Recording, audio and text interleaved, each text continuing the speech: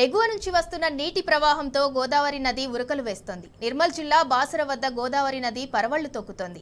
గోదావరి నది నీటి మట్టం అమాంతం పెరగటం వల్ల బాసరకు భక్తుల తాకిడి పెరిగింది. నదీ తీరంలో నిర్వహించిన తెప్పోత్సవ కార్యక్రమంలో భక్తులు అధిక సంఖ్యలో పాల్గొన్నారు. గోదావరి నదికి పూజలు చేసి తెప్పలను నీటిలో వదిలారు.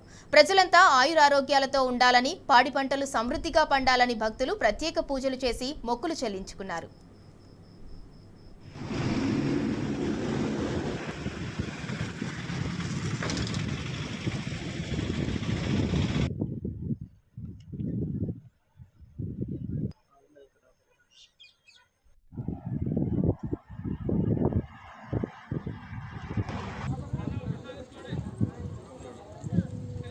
भवानी सहितं नमामि मंदारम।